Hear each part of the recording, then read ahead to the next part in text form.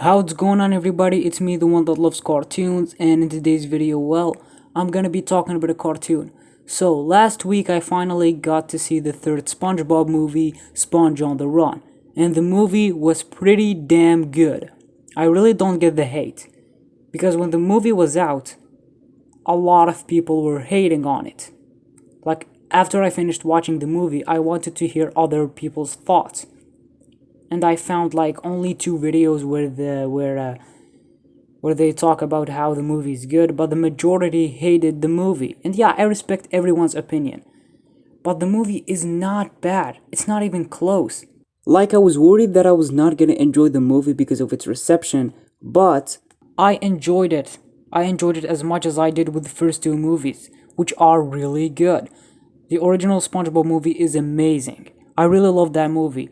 It's like a big part of my childhood. And this is not just nostalgia speaking here, because I rewatched the movie a million times and it's still good. And the second movie, Sponge Out of Water, was also really good. So yeah, and same with Sponge on the Run. I loved the movie. I'm not gonna lie and tell you that nah, it's bad, classic SpongeBob is better. No, I'm an open-minded person, so keep that in mind.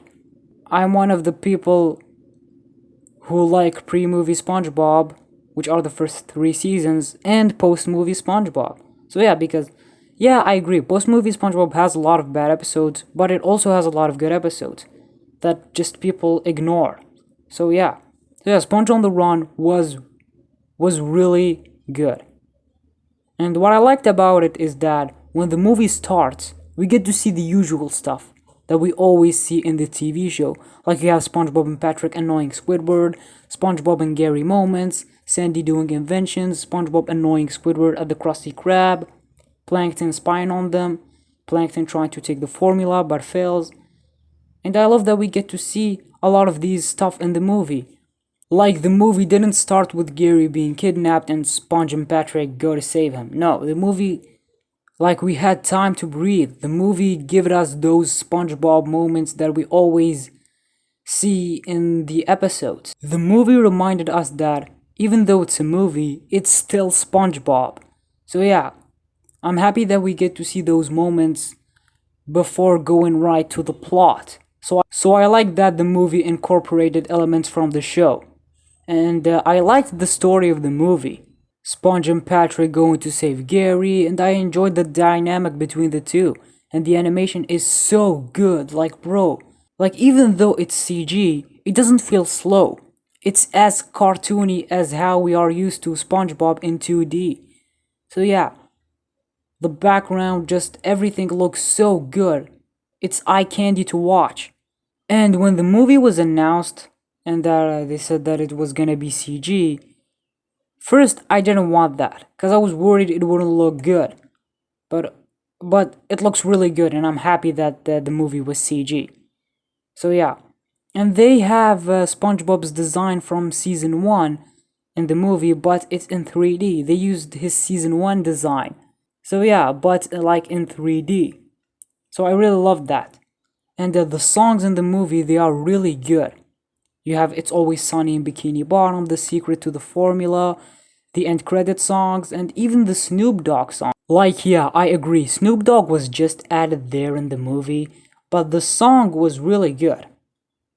I did a video talking about Snoop Dogg's possible role in the third movie, saying maybe he could assist Sponge and Pat, or be the true villain, and yeah, I went too far with that. And Keanu Reeves actually played a big role in the movie. I was expecting him just to make a quick cameo and leave, but no. He was with SpongeBob and Patrick, and he was giving them wise advice. And Keanu didn't bother me in the movie. King Poseidon wasn't good, I'm not gonna lie. He's the worst villain compared to Plankton and Burger Beard.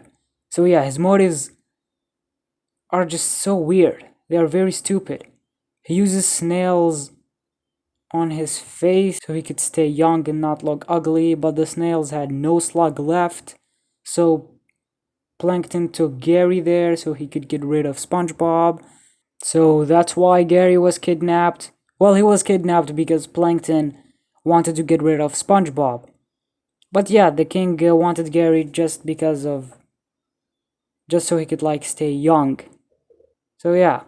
And yeah, Plankton, like, he wanted to get rid of SpongeBob because SpongeBob won't ruin his plan to steal the formula.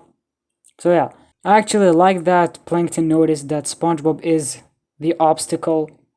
So yeah, and he wanted to get rid of him. And the movie, yeah, it does feel similar to the first movie, with Sponge and Patrick going on a road trip or a quest. And you also have Gary B missing. And we got that in the infamous Have You Seen a Snail episode. But even though the movie is similar in a way to other SpongeBob installments, it is still unique in some ways. Like, looking from the outside, yeah, you can see that it has the same stuff from old SpongeBob stories. But the movie has more in the inside, with the characters and the places where the characters go. And you know what I actually liked? I actually liked that SpongeBob and Patrick didn't took so long to arrive to Atlantic City. So that way we get to see more of Atlantic and SpongeBob and Patrick being there. And that is different from the first movie, because in the first movie they made it to Shell City until the third act. So I'm happy that they didn't do that in Sponge on the Run, so it won't feel similar to the first movie. And we get to see Sponge and Patrick being drunk in Atlantic and being locked up in jail. And you know what? I wouldn't mind if this movie was the ending for the whole show, because this movie did felt like an ending. Like, we get to know the secret formula. Well, not really, but still. They said in the movie that SpongeBob is the formula. It's the way he cooked the patties that makes them delicious. So yeah, also we get to see how all of the main cast feel about SpongeBob. Like, even Squidward, he said that he likes and hates SpongeBob, which yeah, I can see that. Like, in some episodes, Squidward does stand up for SpongeBob. The infamous one being pizza delivery. And like I said, the movie felt like a finale in a way. Now let's talk about the elephant in the room. Camp Coral. It's obvious that the Camp Coral stuff only exists to set up the spin-off. And it really shouldn't have been in the movie. Look, I didn't hate the stuff with SpongeBob meeting Patrick and meeting Squidward and the Camp Coral flashback in Sponge on the Run. They always told us that SpongeBob and Patrick knew each other as babies and SpongeBob met Squidward when SpongeBob moved in to Bikini Bottom. But the Patrick and Squidward stuff didn't bother me in the movie because they never had their own episodes in the TV show. They were just quick flashbacks.